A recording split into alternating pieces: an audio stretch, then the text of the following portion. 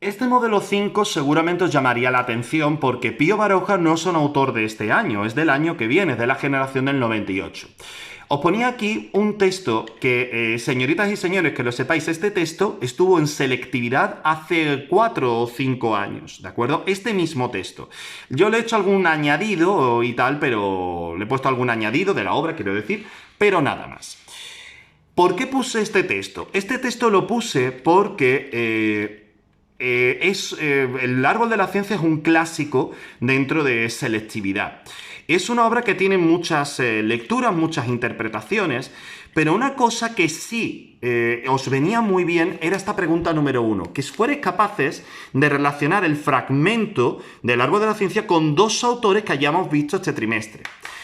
Y teniendo en cuenta que habla, fijaos por ejemplo, en España en general no se paga el trabajo sino la sumisión. Yo quisiera vivir del trabajo, no del favor, pero sobre todo al principio. No, la verdad, a mí hay cosas de la carrera que me gustan, pero en la práctica no. Si pudiese entrar en un laboratorio de fisiología, creo que trabajaría con entusiasmo. En mi laboratorio de fisiología, si los hubiera en España, claro, si los hubiera. Además, no tengo preparación científica, se estudia de mala manera. En mi tiempo pasaba lo mismo, dijo Iturriol, los profesores no sirven más que para el embrutecimiento metódico de la juventud estudiosa, el español todavía no sabe enseñar, es demasiado fanático, demasiado vago y casi siempre demasiado farsante. Además, falta disciplina. Está criticando, por un lado, el estado de las ciencias en España. Eso ya lo había hecho en sus cartas Marruecas José Cadalso. De hecho, el comentario de texto que hicimos trataba de ese tema.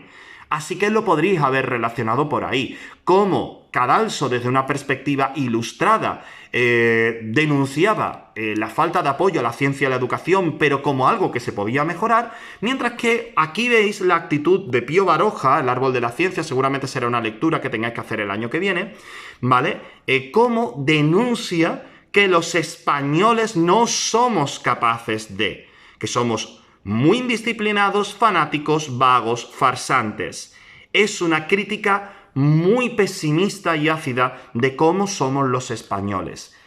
Ese rasgo típico, ese rasgo tan irónico, tan absolutamente pesimista, incluso angustiado sobre lo que es España, que se ve un poquito también más adelante, en la misma actitud de Andrés Hurtado, el protagonista de la historia, eso tenía que ver con Larra.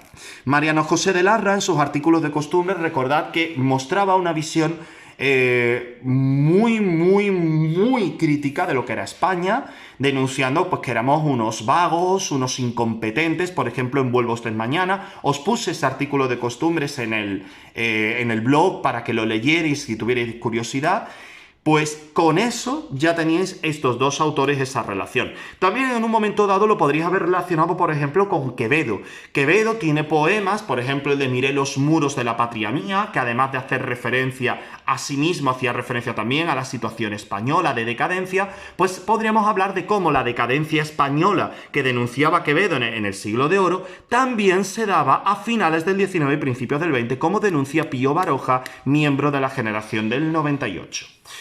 En cuanto al ensayo comentario crítico sobre el tema presente en el texto, fijaos que otra vez podréis haber apostado por aquellos temas que, bueno, pues que teníais de... temas que teníais de